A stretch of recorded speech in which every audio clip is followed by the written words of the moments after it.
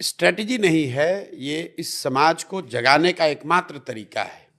जब आप 5 साल लिटरली नरक की जिंदगी जी रहे हैं, 5 साल रो रहे हैं, यहाँ पढ़ाई नहीं है, रोजगार नहीं है, खाने को नहीं है, घर नहीं है, नाली नहीं, गली नहीं, और 5 बरस के बाद कोई आता है, जात का धर्म का नशा खिलाता है और उसको वोट दे देते हो।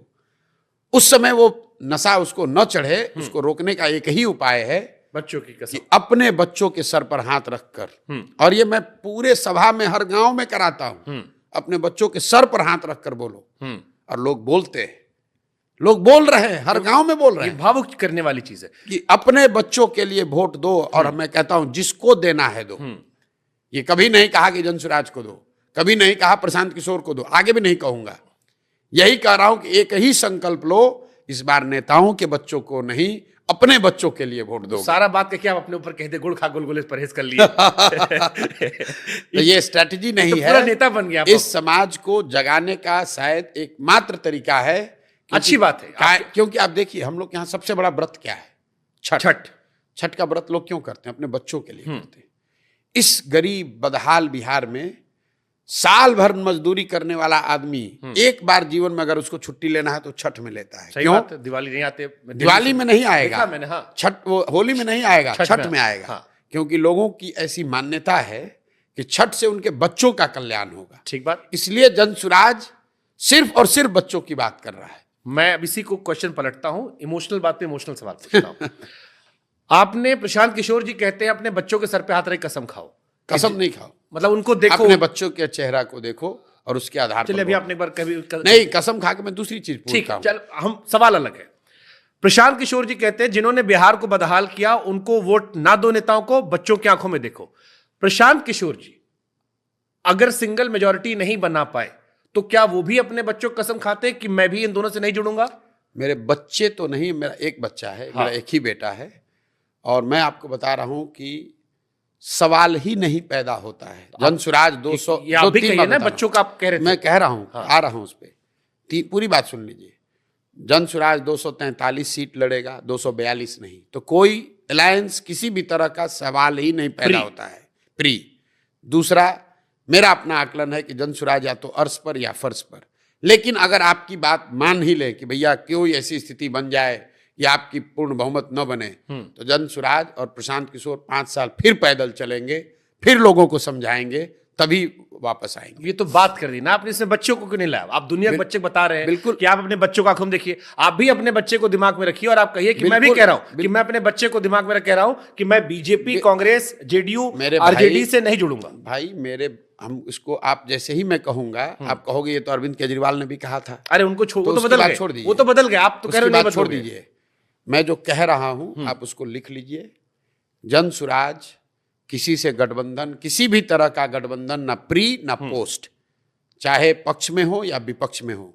मैं कह रहा हूं अगर हमको 0 सीट आएगा तो प्रशांत किशोर 5 साल और चलने को तैयार हैं, लेकिन बिहार को बदले बगैर मानेंगे नहीं।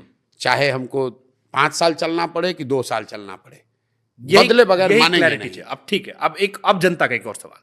आपकी सरकार बन गई, अब आपने कहा कि बिहार का बच्चा पलायन कर रहा है। आज बिहार की जो मैं बड़ी समस्या देखता हूं, लड़का पलायन करना पड़ता, छोटे छोटे पैसों के लिए दिल्ली में काम कर रहा है, स्वास्थ्य सुविधाएं बड़ी बदहाल है, स्कूल कॉलेजेस उस हिसाब से नहीं है, सब कुछ बदहाल है। हाँ, मतलब एक होता है कि प्रदेश में बदहाली है, बिहार में बदहाली में प्रदेश चल रहा है जी। अब ये कैसे बदल जाएगा? आपकी सरकार मान लीजिए बन भी गई, जैसे फिर मैं केजरीवाल जी को लाऊंगा। बिल्कुल केजरीवाल जी जब आए बिल्कुल ठीक बात, झोला था, अब कह रहे हैं जी हम क्या करें जी, सारी समस्या तो उधर थी। तो अब आप छोड़िए, आप हमसे ही पूछिए। हाँ, आप कैसे बदल दोगे? कैसे बदल देंगे?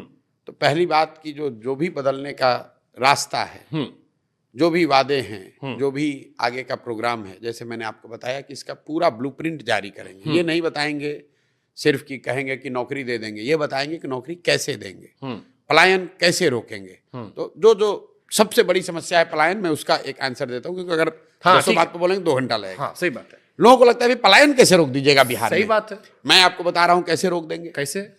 बिहार में श्रम का पलायन क्यों है, पहले इसको समझिए। बिहार में श्रमिकों का, मजदूरों का पलायन इसलिए है क्योंकि यहां से पूंजी और बुद्धि का पलायन है।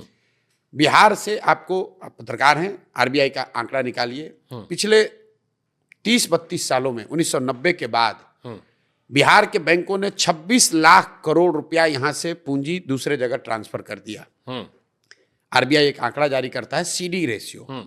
देश भर में सीडी रेशियो 70-75% होता है, मतलब जितना पैसा आप बैंक में रखते हैं 70-75% पैसा बैंक लोन के तौर पर आपको देता है, समाज को देता है, ताकि आप घर बना सकें, गाड़ी खरीद सकें, रोजी रोजगार कर सकें।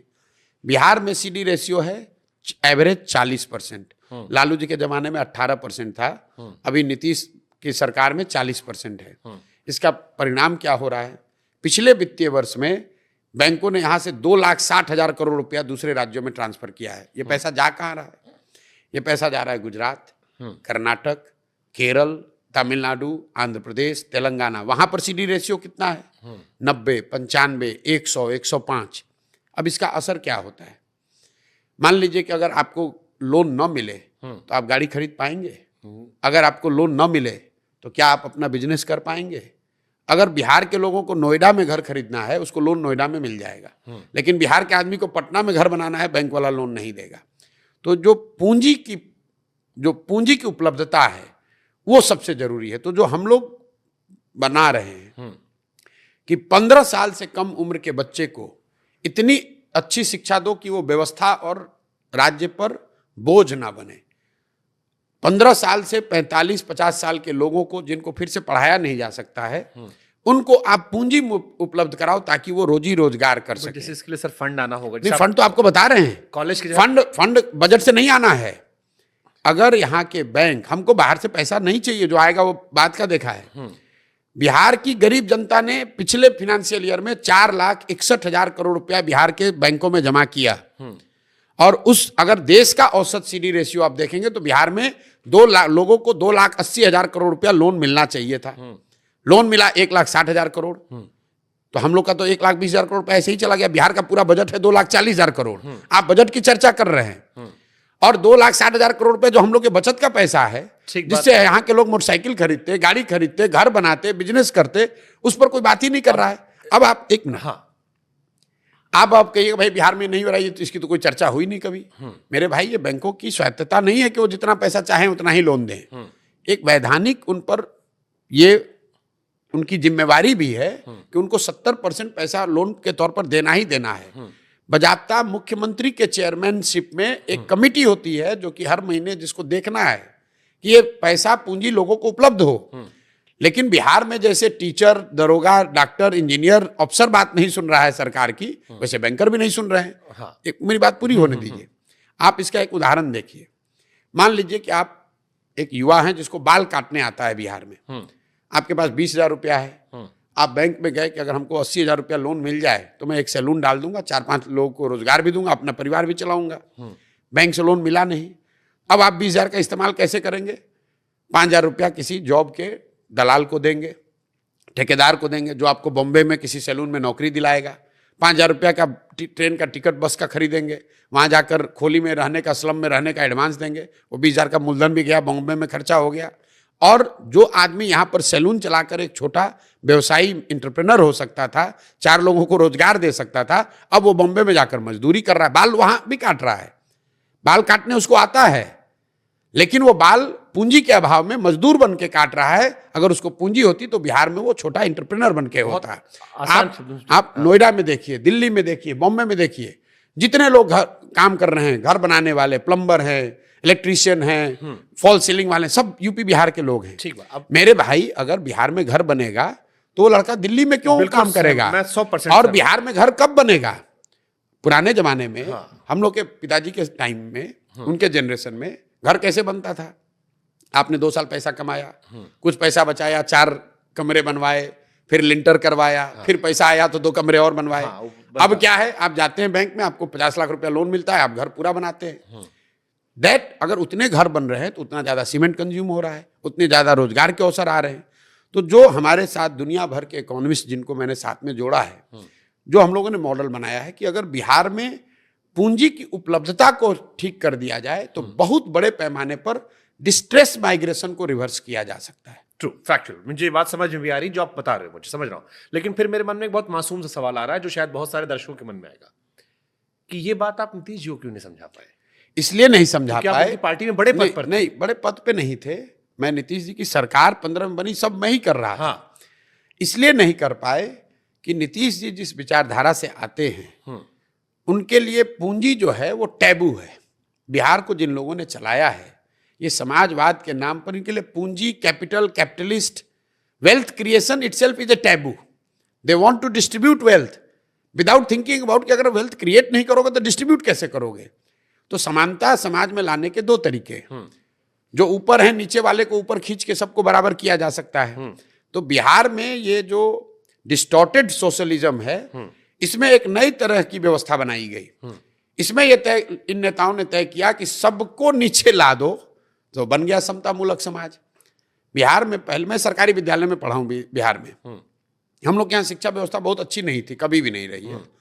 लेकिन हर प्रखंड में, जिले में आप लोगों से पूछिएगा, एक दो विद्यालय ऐसे थे जहां आप पढ़िएगा, पटना कॉलेज आ गए, पटना साइंस कॉलेज आ गए तो आपका जीवन बदल जाएगा। नेतरहाट यहाँ ही पर बिहार में था, जहां से 1500 से ज्यादा IAS IPS एक स्कूल से निकले हैं। नोबा का एसोसिएशन, मुझे लगता है कि सबसे ज्यादा IAS IPS अगर किसी एक स्कूल से आए होंगे वो नेतरहाट बिहार का स्कूल है। लेकिन ये जो जब ये नई समाजवादी समतामूलक व्यवस्था बनी, तो इसमें नीतीश कुमार ने क्या किया कि शिक्षा को समतामूलक बनाने के चक्कर में हर गांव में इन्होंने विद्यालय खोल दिए, विद्यालय के नाम पर भवन बना दिए। नतीजा क्या हुआ, स्टेट के पास उतना रिसोर्स है नहीं कि उतनी बड़ी व्यवस्था को सपोर्ट करे। तो जहां भवन बना वहां शिक्षक नहीं है, जहां शिक्षक है वहां भवन नहीं है, जहां दोनों है वहां पढ़ाने की व्यवस्था नहीं है, जहां तीनों है वहां बच्चे नहीं है, जहां सब है वहां पढ़ाई नहीं है।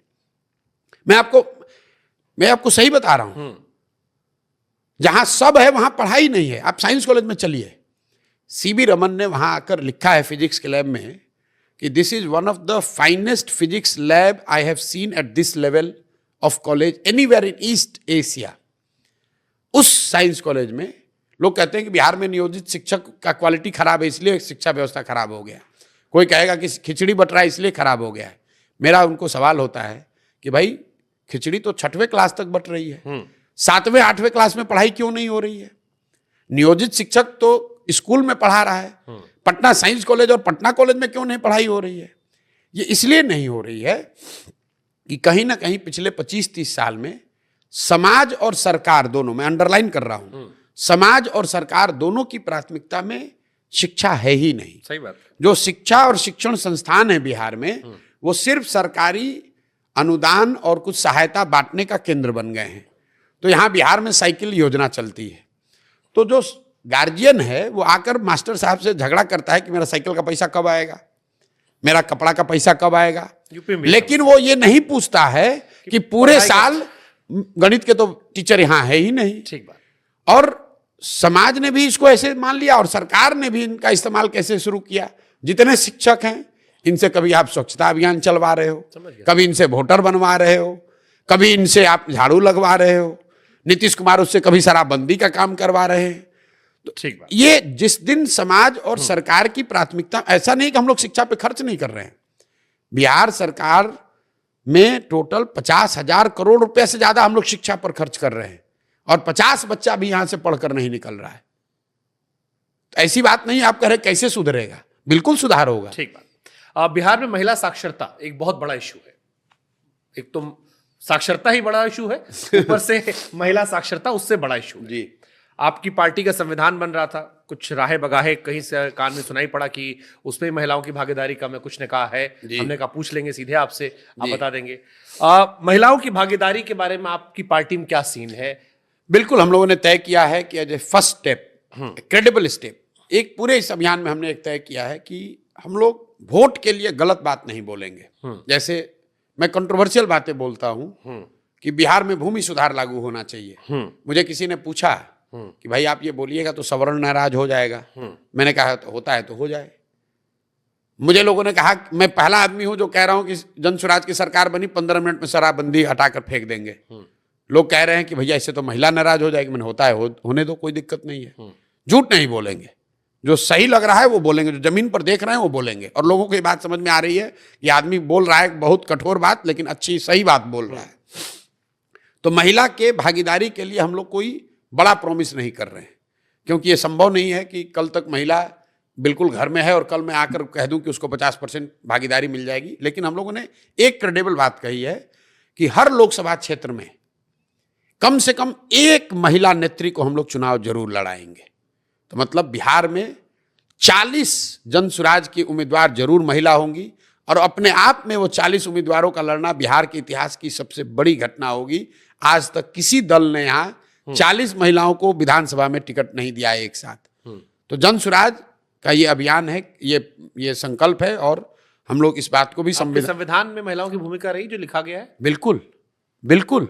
आज जो अभी 121 सदस्यीय संविधान बनाने वाली जो कमेटी है उसमें 14 महिलाएं हैं। 14 महिलाएं। और आपको लिस्ट में दे दूंगा, उसको चेक भी कीजिए आप कि 14 महिलाएं हैं कि नहीं, और ये भी देखिए कि उन महिलाओं का कैलिबर क्या है।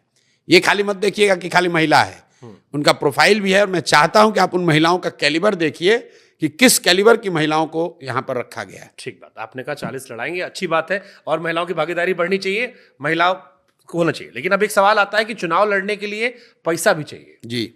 और प्रशांत किशोर जी हर जगह छाती ठोक कहते हैं पैसा चिंता मत करो जी, अभी भी कह रहे और हैं। कोई पूछता है तो कहते हैं पुराने दोस्त बनाए थे, हो जाता है जी। अब एक कहावत है ना कि भाई जब सियासत में बीच का मरहला नहीं होता, या तो होता है या नहीं होता है। अब आप नेता ना होते तो कोई कुछ ना पूछता, अब आप नेता है तो हर आदमी खोद खोद के पूछेगा, पूछना चाहिए। तो खोद के आदमी पूछ रहा है कि भैया इतना पैसा आया कहां से। हर रोज आपका लाखों खर्चा है। अभी जो कार्यक्रम की क्या जबरदस्त भीड़ थी, यहाँ आदमी पत्रकार को बुलाता तो वो भी एक बार कुछ ब्रेकफास्ट खा के जाते हैं। आपको तो नहीं खिलाया मैंने, हमको तो अभी चलिए नहीं खिलाया, उम्मीद करेंगे रात को चाय पानी पिलाएं। लेकिन इतना पैसा कहां से ला रहे हैं? ठीक बात है, एकदम बिल्कुल सही बात कहा।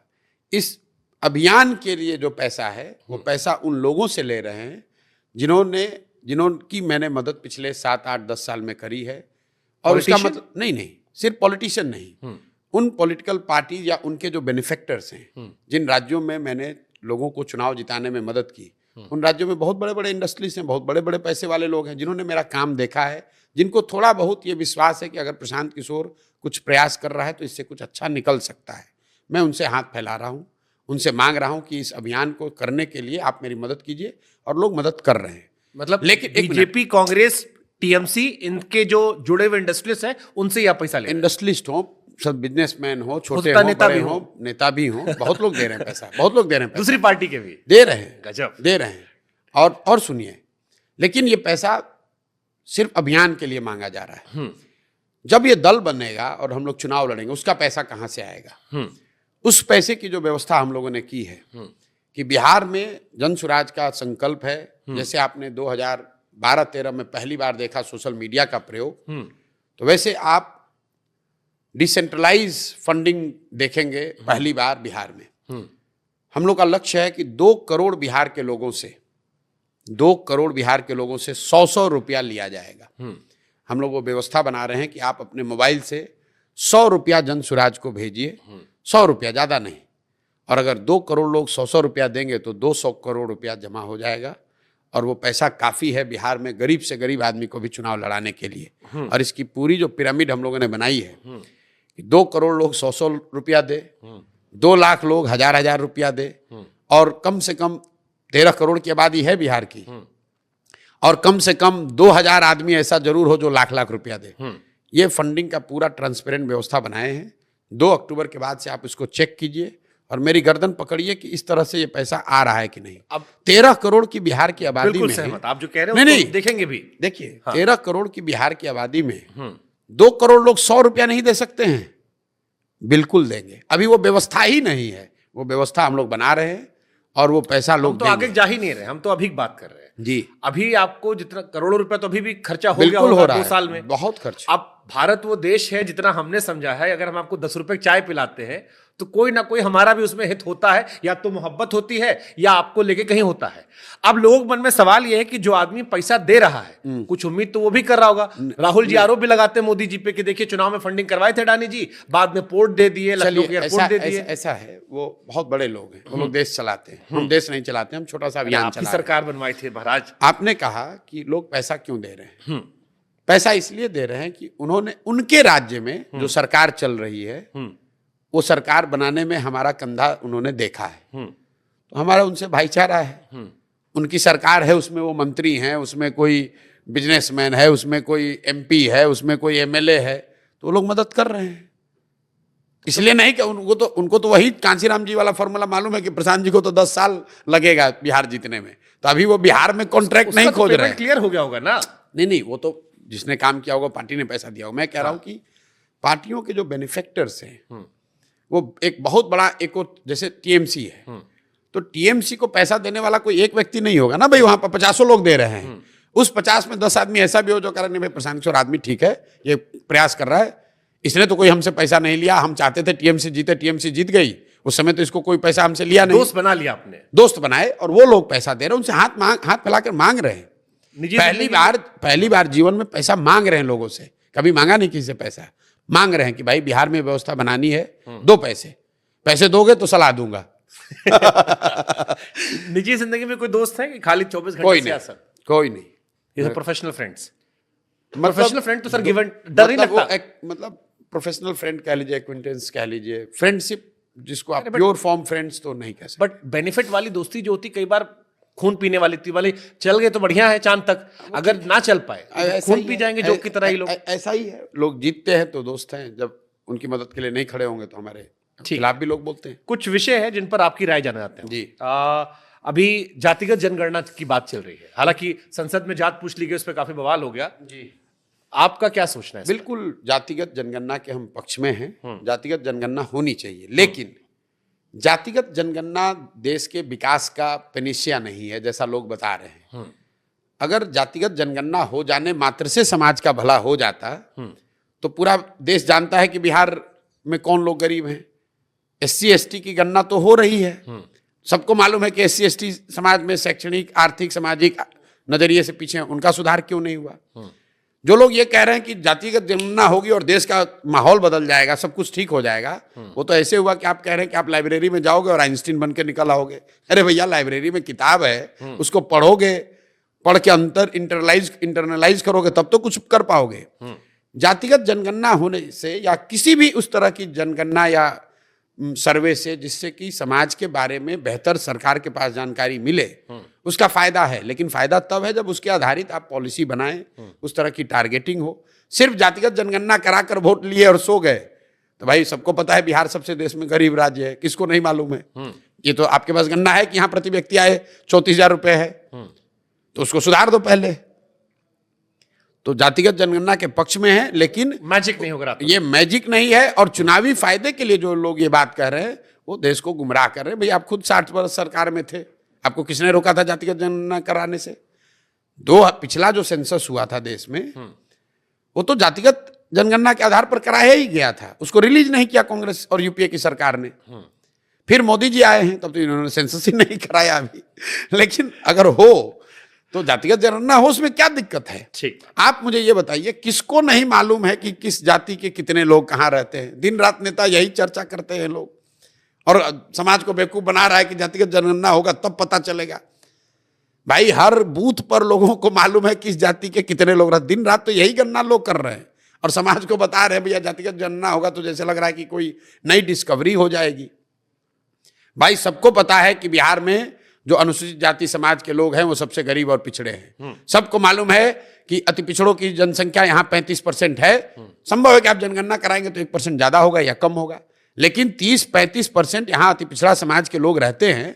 ये बात कोई डिस्कवरी की नहीं है, ये तो पता है सबको भाई। ठीक, आरक्षण पर आपकी क्या राय है? क्योंकि एक वर्ग मानता है कि आर्थिक आधार पर आरक्षण होना चाहिए, जो गरीब है उसे मिले, उसको लेकर आपका क्या थॉट प्रोसेस है? बिल्कुल, जो संवैधानिक व्यवस्था बनी हुई है आरक्षण को लेकर, उसको आगे बने रहना चाहिए। अब लोगों का तर्क ये है कि संविधान में तो इसका प्रोविजन 10 साल 20 साल के लिए किया गया था।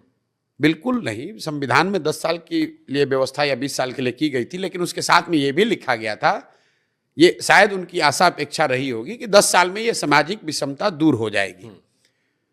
तो अगर आपने पहले 10 साल में पंचवर्षीय योजना में कहा कि देश से गरीबी उन्मूलन कर दिया जाएगा, गरीबी उन्मूलन नहीं हुआ, तो क्या आप गरीबी उन्मूलन के प्रयास बंद कर देंगे? तो अगर आरक्षण से जो लाभ, जो स्थिति, जो आउटकम संविधान बनाने वालों लोगों ने किया होगा वो नहीं मिली, तो आपको आरक्षण को जारी रखना है। कब तक जारी रखना है? तब तक जारी रखना है जबकि उन वर्गों को जो कि जिनको आरक्षण मिल रहा है उनकी सामाजिक, शैक्षणिक, आर्थिक स्थिति सामान्य वर्ग के बराबर ना हो जाए। जब बराबर हो जाए तो आप हटा लीजिए आरक्षण। ठीक। जॉब प्रमोशन में रिजर्वेशन होना चाहिए, प्राइवेट कंपनीज में रिजर्वेशन होना चाहिए। जन स्वराज में हम लोग इसके आगे जाकर बोल रहे हैं। मान लीजिए कि आपने जॉब में रिजर्वेशन दे दिया, इतनी बड़ी राजनीति होती है। बिहार में 13 करोड़ की आबादी में सरकारी नौकरियों में 23 लाख लोग हैं। चपरासी से लेकर मुख्य सचिव तक सबकी गणना कर लीजिएगा तो टोटल 23 लाख लोगों को बिहार में सरकारी नौकरी है। प्रतिशत के टर्म में हुआ 1.97%। मतलब 98% आदमी को तो सरकारी नौकरी से कोई लेना देना ही नहीं है, ना उसको मिला है ना आगे मिलने वाला है। और उसी 2% में रिजर्वेशन 20% होना चाहिए कि 60% होना चाहिए, उसी में लड़ा लड़ा कर पूरे समाज को मार दिया। अब लोग कहते हैं भैया प्राइवेट सेक्टर में भी होना चाहिए, चलो उसको भी जोड़ दो। अगर आप प्राइवेट सेक्टर में भी रिजर्वेशन कर दो तब भी 25% होगा, 30% होगा। भाई 40% समाज है जो इसके पास ना सरकारी नौकरी है, ना उसके पास प्राइवेट नौकरी है, ना उसके पास जमीन है, ना शिक्षा है, उसको तो इसका लाभ मिल ही नहीं सकता है। तो समानता की जो बात है, जो जन स्वराज के संविधान में हम लोग लिख रहे हैं, जो कह रहे हैं कि अगर आप समानता की बात कर रहे हैं तो समानता का अधिकार शिक्षा में, भूमि में, पूंजी में, ये तीनों में होना चाहिए। तभी आपको सरकारी नौकरियों में या प्राइवेट नौकरियों में आरक्षण के साथ साथ अगर ये तीनों करोगे तभी आपको समाज में समता मूलक समाज की जो परिकल्पना लोग करते हैं तभी वो आपको देखने को मिल सकती है। और जनस्वराज आएगा तब जब टिकट से चुनाव लड़ेंगे। अब जनता पूछती है कि जनस्वराज में टिकट पाने का क्या आधार होगा, क्यों ये सवाल बता रहा हूं, क्योंकि बहुत सारे यूट्यूबर्स थे जो मुझसे कहे कि प्रशांत जी ने कहा था कि सारे यूट्यूब पत्रकारों को बचा लेंगे, कोई केस हुआ बाद में भुला गए। फिर कुछ लोग कहे कि वाईफाई लगवाने कहे थे, वो भी नहीं लगवाए हमारे लिए। अब वो कह रहे हैं कि हमको डर लग रहा है कि प्रशांत जी के इर्द गिर्द बड़े बड़े अधिकारी रहते हैं और कई सारे, अब कर्पूरी ठाकुर जी के शायद कोई खानदान से भी आपके यहाँ ज्वाइन कर लिया है या कई और दूसरी पार्टी से। अब वो कह रहे हैं वो बाकी पार्टी से भी लेने लगे हैं। तो फिर हम लोग को डर है कि जो युवाओं में उम्मीद थी कि झंडा हम बुलंद किए, टिकट नेताजी का लड़का ले जाएगा। देखिए ऐसा है, मैंने जन स्वराज अभियान जब शुरू हुआ तो एक स्टडी कराया था, एक आंकड़ा जारी किया था। पिछले 30 वर्ष में बिहार में जितने लोग सांसद विधायक बने हैं वो किसी भी दल से बने हो, सिर्फ 1250 परिवार के लोग ही, ये रिवीलिंग डेटा है, सिर्फ 1250 परिवार के लोग ही बिहार में सांसद विधायक पिछले 30 वर्ष में बने। दल कोई भी रहा हो। आपको एक उदाहरण देता हूं। यहां पर अभी डिप्टी सीएम है सम्राट चौधरी जी, वो भाजपा के नेता हैं। सम्राट चौधरी जी कौन है? इनके पिताजी हैं शकुनी चौधरी। शकुनी चौधरी जी जब कांग्रेस का राज था तो उसमें विधायक और मंत्री थे। जब लालू जी का राज आया तो शकुनी चौधरी जी उसमें भी विधायक मंत्री बने। जब नीतीश जी का राज आया तो उसमें भी विधायक मंत्री शकुनी चौधरी बने। जब मांझी जी बने तो उसमें भी शकुनी चौधरी विधायक मंत्री थे। और आज जब भाजपा को भी बनाना हुआ तो उसको भी कोई सामान्य कुशवाहा नहीं मिला, उसको शकुनी चौधरी का बेटा ही मिला। तो कुछ चंद परिवारों का राजनीति पर ऐसा कब्जा है कि उससे बाहर राजनीति जाती ही नहीं है। आपको लगता है कि हम कांग्रेस को हटाकर लालू को लाए, लालू को हटाकर नीतीश को लाए, लेकिन उनके मंत्रिमंडल में, उनके सरकार में, उनके विधायक दल में वही लोग हैं जो पिछले थे या उनके चट्टे बट्टे ही हैं, उनके परिवार वाले हैं। अब आपका आधार। तो जन स्वराज ने यह कहा कि नहीं, कम से कम 2/3 लोग ऐसे लोग चुनाव लड़ेंगे। 243 में 2/3 लोग ऐसे चुनाव लड़ेंगे जो जीवन में पहले कभी चुनाव नहीं लड़े हों, जो ज्यादातर लोग राजनीतिक पृष्ठभूमि के भी नहीं होंगे। अब आप ये कहेंगे 100% क्यों नहीं? इस पर भी बड़ी लंबी चर्चा चली है कि भैया इन 1200 परिवार को तो आप बैन ही कर दो। हाँ, लोग ये कहते हैं जो उसमें आके, लेकिन जब सब बदल रहे तो ये भी बदल दो। लेकिन बहुत चर्चा के बाद लोगों ने कहा कि नहीं, इसको अगर संविधान में हम लोग लिख देंगे तो उन 1250 परिवारों के साथ ये गलती हो जाएगी, नाइंसाफी हो जाएगी। उसमें संभव है कि बहुत कुछ अच्छे लोग भी हों, ठीक बात। तो लेकिन 2/3 सीट निश्चित तौर पर उन लोगों को मिलेगा जो राजनीतिक तौर पर पहले चुनाव नहीं लड़ते रहे, नए चेहरे आपको देखने को मिलेंगे। उसमें कोई क्राइटेरिया होगा ना सर कि गरीब है, जात से है, पैसा वाला है, या जो पैसा दे रहा है? नहीं, पैसा तो यहाँ कोई दे ही नहीं रहा है। तो हम घर घर जाकर कह रहे हैं कि तुम भाई आओ, हम पैसा हो, हमको टिकट ना मिला, हमके प्रशांत जी हमको लड़वा दीजिए। हाँ बिल्कुल ठीक बात है, डर तो है। हाँ, तो इसको खत्म करने के लिए जन स्वराज ने नई व्यवस्था बनाई। जब दल बनेगा तो उसके 2 महीना के अंदर हर विधानसभा क्षेत्र से 5 से 7 नाम सार्वजनिक कर दिए जाएंगे कि ये जन स्वराज के संभावित उम्मीदवार हो सकते हैं। और उन 5-7 लोगों में जनता के पास साल भर ये अवसर होगा चुनने का कि इसमें सबसे बेहतर और काबिल व्यक्ति कौन है जो जनसुराज का उम्मीदवार होना चाहिए। मैं आपको उदाहरण देना चाहता हूं कि आप बताइए कि अमेरिका में रिपब्लिकन पार्टी का उम्मीदवार, प्रेसिडेंशियल उम्मीदवार कौन होगा, ये कोई एक कमेटी तो तय नहीं करती है। जिसको नॉमिनेशन चाहिए, जिसको चुनाव लड़ना है वो नॉमिनेशन देता है, प्राइमरीज होती है, 6 महीना लोग प्रचार प्रसार करते हैं, अपनी बात रखते हैं, फिर रिपब्लिकन पार्टी के जितने डेलीगेट्स हैं वो मिलकर चुनाव करते हैं कि भैया जितने लोग हैं सबकी बात सुनने के बाद कौन सा आदमी रिपब्लिकन पार्टी का सबसे बेहतर कैंडिडेट हो सकता है। तो एक तरीके से आप वो प्राइमरीज को देखेंगे। नवंबर में आप आए, इसी नवंबर में दल बनने के 2 महीने के अंदर पूरे 243 सीट पर आपको संभावित उम्मीदवारों की सूची जारी कर देंगे, ताकि लास्ट में आकर पैसा देकर गमछा फेंक कर कोई आ ही ना सके। आपने एक बात कही कि अधिकारियों की, तो मैं आपको कैमरे पर कह रहा हूं, करीब करीब 225 आईएएस आईपीएस या उनके समकक्ष नौकरियों के लोग छोड़कर आज बिहार में जनसुराज से जुड़े हैं। और ये एक हमारे लिए खुशी की भी बात है और चुनौती भी है। सबकी उम्मीदें होंगी टिकट नहीं, उसमें ज्यादातर लोग हैं जो ये चाहते हैं कि भैया हम लोग तो जीवन में बहुत यहाँ कष्ट झेले हैं, जीवन के फैग एंड में अगर लग रहा है कि बिहार में कोई सुधार हो जाए तो हम लोग इसमें कंधा लगाना चाहते हैं। कुछ लोग इसमें चुनाव लड़ने वाले भी हैं। चुनौती इसलिए है जो आप बात कह रहे हैं कि अगर इनमें से कई काबिल लोगों को चुनाव लड़ा दिया जाए तो लोगों की ये धारणा बनेगी कि भैया ये तो सब ब्यूरोक्रेट लोग ही आ गए।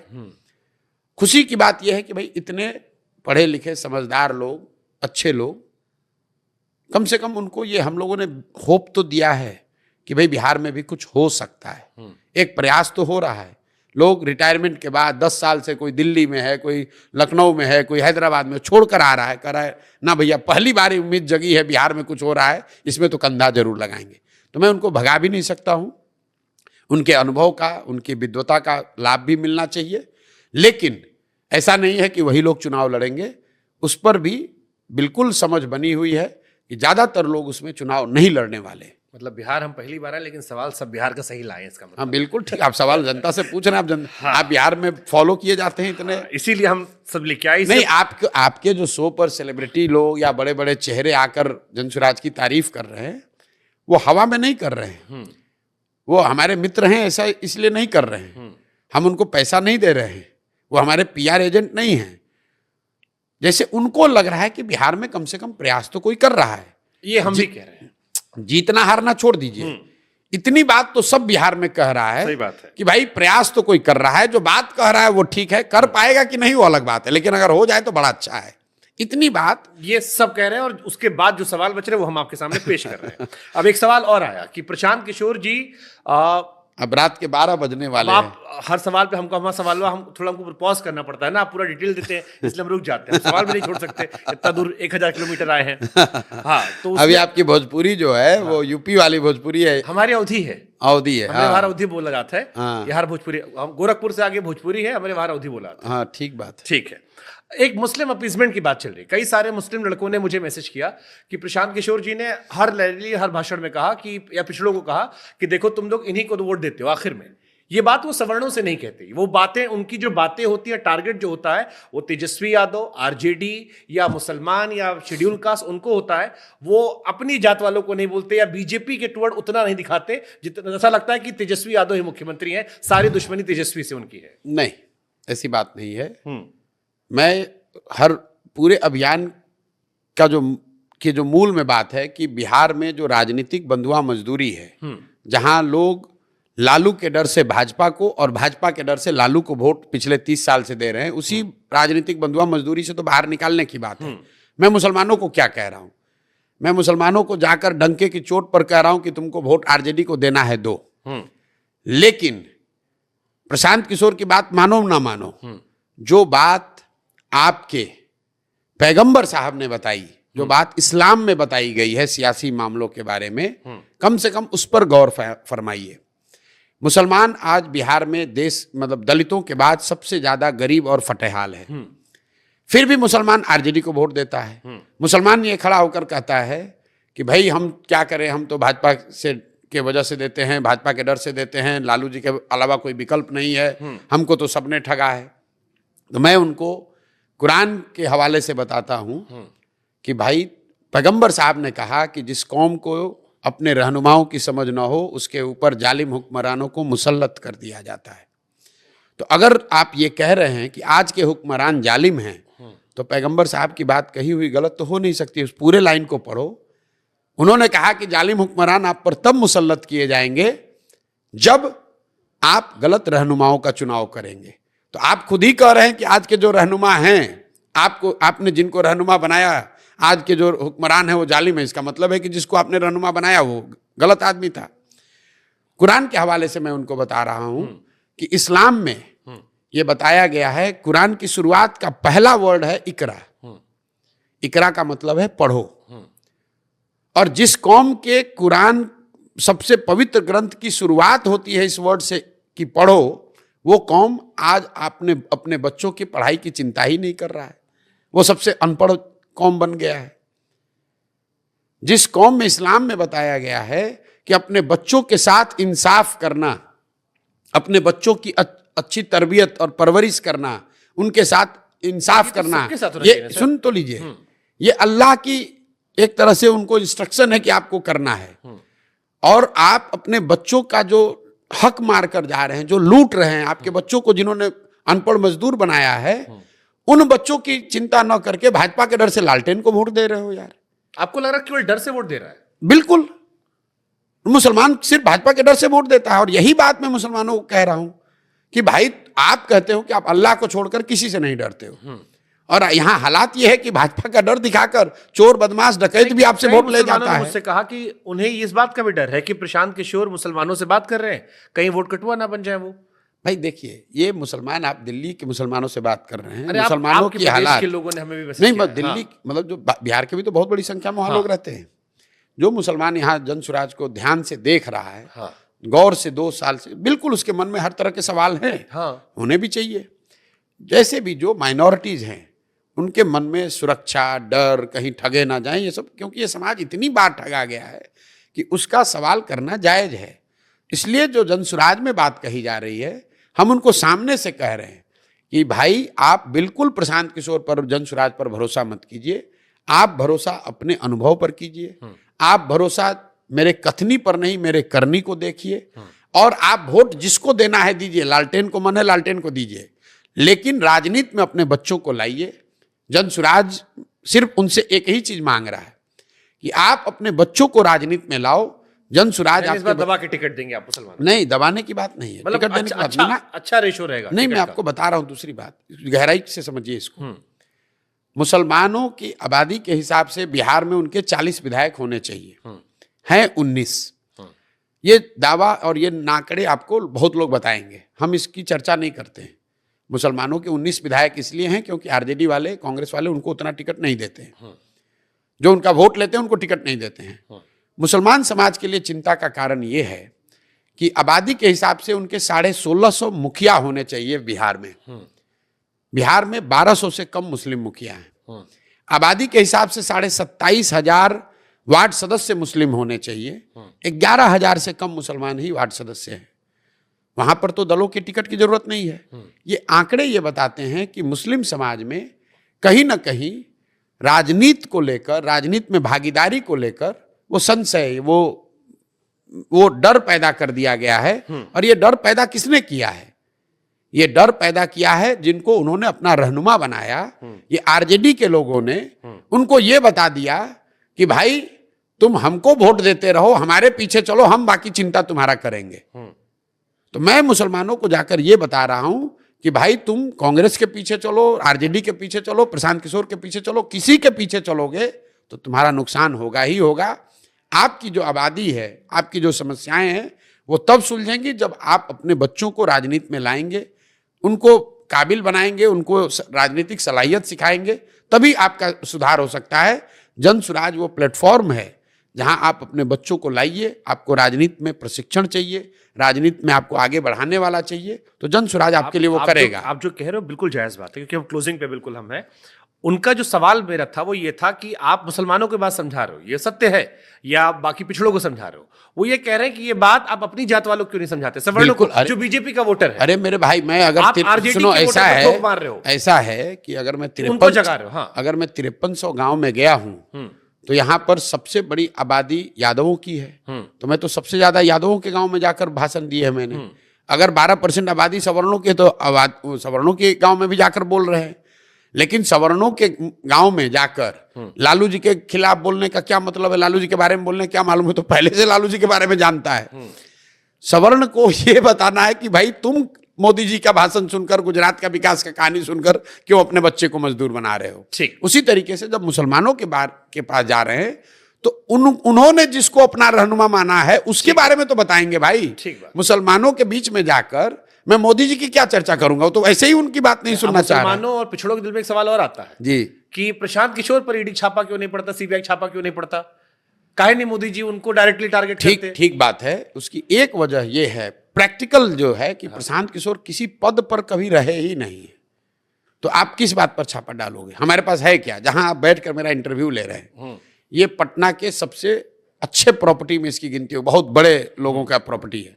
प्रशांत किशोर का तो कुछ नहीं, उन्होंने डोनेट किया है, हम यहाँ के रहते हैं, काम करते हैं। प्रशांत किशोर पैदल चल रहे हैं तो क्या छापा डालोगे? हमारा बैंक अकाउंट देख लो। अरे केजरीवाल जी भी हवाई चप्पल पहने कह रहे थे, नहीं आज जेल में इतने दिन से अब निकल भी नहीं पा रहे। नहीं, लेकिन वो तो मुख्यमंत्री बने। हाँ, लेकिन सुनिए, ऐसा है, कागज में उनका नाम नहीं था। ऐसा है कि जब तक केजरीवाल जी किसी पद पर नहीं थे तब तक तो ईडी का छापा नहीं पड़ा था। लालू जी जब संघर्ष कर रहे थे तब तो ईडी का छापा नहीं पड़ा था। सोनिया गांधी पर तो ईडी का छापा नहीं पड़ा है। तो इसका मतलब है कि वो भाजपा के एजेंट हैं। अगर ईडी का छापा पड़ना ही सर्टिफिकेट है तब तो कांग्रेस के किस बड़े नेता के घर पर छापा पड़ा? जरा नाम बताइए तो हमको। तो इसके पीछे आप तो दोनों में रहे हैं। नहीं, आप मुझे बताइए ना भाई। अगर ईडी के छापा पड़ने को ही सर्टिफिकेट मान लिया जाए तो क्या सोनिया गांधी के घर पर, क्या कांग्रेस के कोषाध्यक्ष के घर पे, या कांग्रेस के किस बड़े नेता के घर पर ईडी का छापा पड़ा? जरा बताइए तो। दिल्ली में हो सकता है पिछले दरवाजे कोई दोस्ती हो। अब फिर आप बताइए। आप अपनी बात अपनी जान पे खुद फंस गए। देखिए बंगाल जो स्टेट वाली पार्टियां हैं, सेंट्रल पार्टियों, सुनिए देखिए, अब आप उछल के, भाई भाजपा को सबसे ज्यादा खतरा किससे है? कांग्रेस से है ना। अरे वो स्विच करते रहते, उनको लगा कि हम उधर, उनको हम सेव कर ले, हमको बाकी सबको खेलेंगे। सुन लिया, जैसे आपने कहा कि आप पर छापा नहीं पड़ रहा है, ये लोगों का है कि भाई छापा क्यों नहीं पड़ रहा है। मुलायम मायावती दोनों शिकायत करती थी कांग्रेस को समर्थन करते वक्त कि सीबीआई का डर डराया गया, फिर बीजेपी पर वही आरोप लगाए। जिनके साथ रहे वो भी लगाते थे। जी, आपने कहा कि छापा क्यों नहीं पड़ रहा है, ये सवाल है। मैं उस सवाल का जवाब मैंने दिया। मेरी अपनी समझ ये है कि 3 वजह से शायद छापा नहीं पड़ता है। एक, तो मैं किसी सरकारी पद पर कभी रहा नहीं हूं, कोई ऐसा हमारे पास कोई डीलिंग बिजनेस हम करते नहीं कि आप हमको छापा डालिएगा।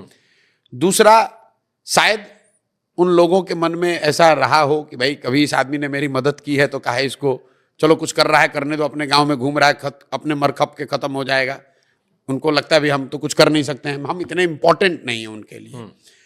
और तीसरा, शायद उनको लगता होगा कि भाई कभी जरूरत पड़ेगी तो इस आदमी की मदद कभी ली जा सकती है, इसलिए नहीं देते होंगे। तो नहीं, सुनिए मेरी बात, ये उनकी, ये मेरा अनुमान है। इसका मतलब ये नहीं कि हम उनसे कोई अनुमान और आता है सर। एक अनुमान यह आता है कि हो सकता है प्रशांत किशोर वही काम कर दें जो काम चिराग पासवान ने पिछली बार कर दिया था। तो भैया यहाँ पर आप आखिर में तो आपने कहा दुश्मन तो हमारा दोस्त। आपने कहा कि आप सवर्णों को ये नहीं सिखा रहे। हाँ, तो मेरे भाई, अगर सवर्ण का वोट जन स्वराज को मिल रहा है जैसा कि ट्रेडिशनल जो सेंस है, तो उससे सबसे बड़ा नुकसान किसका होगा? अगर सवर्ण बिहार में जन स्वराज को वोट दें तो उससे सबसे बड़ा नुकसान, राजनीतिक नुकसान किसको होगा? सवर्ण को आप सिखा कहा रहे हैं आपको वोट दे? अरे भाई, आप तो पिछड़ी जातियों में, मुसलमानों में जाकर सबसे ज्यादा हल्ला बोल कर रहे हैं, उनको टिकट दे रहे हैं, उनको अध्यक्ष बना रहे हैं, तो आपको वोट तो वहीं से मिलेगा जो किसको? आरजेडी का वोट है हार्डकोर। आरजेडी का पिछड़ा कब से वोट देता है? अरे नीतीश जी का 2 ही पार्टी अपडेट कर रहे हैं। अरे भाई, नीतीश जी तो भाजपा का ही नुकसान होगा ना। तो भाजपा तो पिछली बार भी आरोप लगा था नीतीश जी कमजोर कर रही थी ताकि उनका सीएम बन जाए। तो भाजपा वाले मुझे खड़ा करके अपना ही नुकसान करा रहे हैं। आपके साथ मिलकर सरकार बना ले। चलिए ठीक है, अब आखिरी एक थोड़ा सा देखिए, हंसी मजाक का सेगमेंट है। शंकाओं का तो कोई अंत नहीं है, और मैं कितना भी कुछ कहता रहूं, जिसको जो कहना है वो कहेगा। सही बात। अल्टीमेटली सत्य की एक अपनी ताकत है। सही बात है। और सत्य ये है कि हमने अपना जीवन अभी 8 साल 10 साल जो भी लगे वो बिहार को सुधारने के लिए लगाया हुआ है। कोई भी प्रलोभन किसी भी तरह का वो मुझे इससे डिगा नहीं सकता है, ना कोई डर, ना कोई प्रलोभन, ना कोई प्रेशर मुझे इससे डिगा नहीं सकता है। मैं जो कर रहा हूं यही करता रहूंगा। आखिरी 1 मिनट, कुछ सवाल हमने रखे, इसमें एक लाइन का जवाब आपको समझाना है। ये जनता के सवाल थे, बिहार को ज्यादा नुकसान किसने पहुंचाया, नीतीश जी ने या लालू तेजस्वी परिवार ने? दोनों ने मिलकर। इन दोनों से ज्यादा नुकसान बिहार को पहुंचाया है कांग्रेस और भाजपा ने, क्योंकि लोगों को ये पता नहीं है, लालू जी अपने दम पर सिर्फ बिहार एक ही बार जीते, नीतीश कुमार आज तक बिहार अपने दम पर नहीं जीत पाए। इन दोनों को जनता पर थोपे रखने की जिम्मेवारी जो है वो कांग्रेस की है। कांग्रेस ने चंद सांसदों के लालच में बिहार को लालू के हाथ में बेचा। आज भाजपा वही कर रही है। 12-15 सांसदों के लिए, अपने समीकरण के लिए उन्होंने बिहार की जनता को नीतीश के हवाले करके छोड़ दिया है भुगतने के लिए। ठीक है, ज्यादा डेमोक्रेटिक कौन है, नरेंद्र मोदी या ममता बनर्जी? ज्यादा डेमोक्रेटिक कौन है? हमने कहा थोड़ा ट्विस्ट दे। मतलब फिनिश लाइन पर आपको देखना पड़ेगा। लेंस लगा तो करके डेमोक्रेसी पूछा, ज्यादा डेमोक्रेटिक मैं वही तो कह रहा हूँ, एकदम जैसे होता है ना टाई हो गया। अब लेंस लगा कर देखना पड़ेगा थर्ड एम्पायर को भेज तो के। अंदर से देखिए ना। नहीं, देखिए नेताओं में इस तरह के कंपैरिजन का कोई मतलब नहीं है। ठीक है। दूसरी बात है कि ममता बनर्जी मुख्यमंत्री हैं, नरेंद्र मोदी प्रधानमंत्री हैं। उस नजरिए से भी ममता बनर्जी कितनी ऑटोक्रेटिक होंगी वो जब प्रधानमंत्री बनेंगी तब देखा जा सकता है। तो मोदी जी की तुलना अगर हो तो इंदिरा गांधी से की जा सकती है, ममता बनर्जी से तुलना तो कैसे की जाएगी? ममता दीदी खिलाफ आप नहीं जा रहे सर? नहीं, क्योंकि ममता बनर्जी मुख्यमंत्री हैं, खिलाफ और पक्ष की बात नहीं है। आप मुख्यमंत्री की तुलना कर रहे हैं प्रधानमंत्री के तौर पर। मैं तो पार्टी के अंदर डेमोक्रेसी की बात कर रहा हूं, स्टाइल ऑफ वर्किंग में डेमोक्रेसी। मैं तो देश के हिसाब से बात ही नहीं कर रहा। मैं आपको बता रहा हूं, किसी भी पार्टी में बाय एंड लार्ज कहीं पर यहाँ इंटरनल डेमोक्रेसी है नहीं, वो थोड़ा कम या ज्यादा ठीक बात, एक ही बात है। ठीक बात। योगी आदित्यनाथ और अमित शाह में आपकी नजर में, बिकॉज अब मैं आपसे जनस्वराज थोड़ा हटकर ही पूछ ले रहा हूं ज्ञान लेने के लिए, आपकी नजर में बीजेपी का फ्यूचर कौन है? क्योंकि अभी बड़ा चर्चा चल रही है कि कुछ अंदर खाने चल रहा है। देखिए, ये सवाल पहले भी पूछा गया है दूसरे शब्दों में, नॉट एज दिस ऑब्जेक्टिव कि ये होंगे कि ये होंगे। मैं ये नहीं जानता हूं कि कौन होगा। मैं इतना जानता हूं कि भाजपा का लीडर जो भी होगा वो नरेंद्र मोदी से ज्यादा हार्डलाइनर होगा, क्योंकि उनकी लीडरशिप की ट्रेजेक्ट्री बिल्कुल क्लियर है। पहले वाजपेयी और आडवाणी का कॉम्बिनेशन था, फिर आडवाणी जी और मोदी जी का कॉम्बिनेशन हुआ, फिर आप देख रहे हैं कि अब मोदी जी और अमित शाह का कॉम्बिनेशन है, अमित शाह और योगी जी का कॉम्बिनेशन। तो ये ट्रेजेक्ट्री बिल्कुल क्लियर है, जो भी नेता होगा वो मोदी जी से ज्यादा हार्डलाइनर होगा। ठीक है। किसकी आइडियोलॉजी देश के हित में है, नेहरू जी की वाली आइडियोलॉजी या सावरकर जी वाली? नेहरू जी बहुत बड़े लीडर थे और मतलब there is a reason why he is called the architect of modern India. तो अगर मुझे चुनना हो तो मैं तो निश्चित तौर पर नेहरू जी की आइडियोलॉजी तो नहीं कहूंगा, लेकिन जो महात्मा गांधी की आइडियोलॉजी है, और महात्मा गांधी का मैं अंधभक्त हूँ, तो महात्मा गांधी ने अगर नेहरू जी को चुना था तो मैं मानूंगा कि नेहरू जी में वो सारे गुण रहे होंगे। वो सबसे सही व्यक्ति उस समय कालखंड में रहे होंगे देश को चलाने के लिए, तभी महात्मा गांधी ने उनको चुना होगा। राहुल गांधी, केजरीवाल, ममता बनर्जी, कौन ज्यादा विपक्ष का बेहतर नेता जो मोदी जी से? भैया, आज लोकसभा में देश में विपक्ष के नेता राहुल गांधी हैं, तो स्वाभाविक तौर पर राहुल जी को आप कैसे देखते हैं आप? क्योंकि कुमार विश्वास जी से बात कर रहा था, he said he is a great guy, I have met him, he is a great guy, but I still believe कि उन्हें फोर्स किया गया पॉलिटिक्स में, that was why he is not able to, वो जो कहते हैं ना, ब्लास्ट कर देना, फोड़ देना। देखिए, हमारी क्या विषाद है कि हम राहुल गांधी पर टिप्पणी करें। आपने काम, लेकिन बहुत काम किया है। हाँ। साथ काम उनके साथ तो बहुत नहीं किया है, लेकिन मतलब उनको जानते हैं, कई घंटों बिताए उनके साथ। मतलब राहुल गांधी देश के ऑपोजिशन के लीडर हैं, लेकिन मैं ऐसा नहीं मानता हूं कि he has arrived as a leader. मैं आपको स्टिल आपको एक आंकड़ा दे देता हूं। इंदिरा जी की सबसे बड़ी हार हुई 1977 में, तो उस सबसे बड़ी हार में इंदिरा जी के नेतृत्व में कांग्रेस को 154 सीट मिला था। राहुल जी के नेतृत्व की ये सबसे बड़ी जीत है कांग्रेस की, उनको 99 सीट मिला है। That tells you the difference, that tells you the distance he has to cover. But they are celebrating for that कि इस नो बार आप मैंने जो बात कहनी थी कह दी। आप सेलिब्रेट करें, रोए, रिफ्लेक्ट करें, वो आपका निर्णय है। ठीक। मैं आपको ये कह रहा हूं कि इंदिरा जी की सबसे बड़ी हार में कांग्रेस को 154 सीट मिला था। राहुल गांधी की सबसे बड़ी जीत में कांग्रेस को 99 सीट मिला है। That shows the distance Rahul Gandhi has to cover as a leader to emerge as the popular choice of the country. Second last question, Narendra Modi और अटल बिहारी वाजपेयी में बीजेपी का सबसे बड़ा नेता कौन आपको लगता है versus ये तो भाई बीजेपी वाले ही आपके हिसाब से? बताएंगे। तो आप एनालिस्ट नहीं, एनालिस्ट तो मैं हूं नहीं, ये तो वही लोग बताएंगे कौन ठीक है। बड़ा नरेंद्र नेता मोदी होगा। क्या इस चुनाव के बाद कमजोर हुए हैं, डिक्लाइन शुरू हुआ अभी, या नहीं, आपको ये- लगता है कि ही विल कम बैक नहीं, स्ट्रॉन्गर? मोदी जी इससे पहले भी मैंने आप इंटरव्यू आप उठाकर देख लीजिए, सारे आंकड़े डेटा बता रहे हैं, एनालिटिक्स बता रहा है कि मोदी जी की जो फॉलोइंग थी, जो उसकी इंटेंसिटी ऑफ सपोर्ट थी, वो पिछले 4-5 सालों से कम हो रही है। और हर इंटरव्यू में ये हम लोग बता रहे हैं। मैंने एक आंकड़ा दिया था कि 2014 से 2019 के बीच में बीजेपी का अंडर परफॉर्मेंस असेंबली इलेक्शंस में, जहां मोदी जी खुद के लिए नहीं अपने पार्टी के साथियों के लिए वोट मांग रहे हैं, वहां पर बीजेपी का अंडर परफॉर्मेंस था 3 परसेंटेज पॉइंट। 2019 से लेकर 2024 के बीच में जो चुनाव हुए विधानसभा के, उसमें बीजेपी का अंडर परफॉर्मेंस घट के हो गया करीब करीब 9.5% परसेंटेज पॉइंट। तो मोदी जी को पहले लोगों ने वोट दिया, मोदी जी ने जिसको कहा उसको वोट दिया, लेकिन पहला कहाँ क्रैक आया जहां मोदी जी के कहने पर उस तरह से अंधभक्त होकर लोगों ने वोट नहीं दिया। फिर वो धीरे धीरे रिफ्लेक्ट होने लगा। मोदी जी ने खुद के लिए भी जो वोट मांगा है, परसेंटेज भले ना गिरा हो, सीटें तो कम हो ही गई। लास्ट क्वेश्चन है, जहां आपने बड़ा ब्यूटीफुली डिफाइन किया था how to defeat Narendra Modi and BJP, how to defeat, हाँ, आपने कई सारे पॉइंटर्स में समझाया था, इन पॉइंट्स पे काम करना होगा तो हार होगी।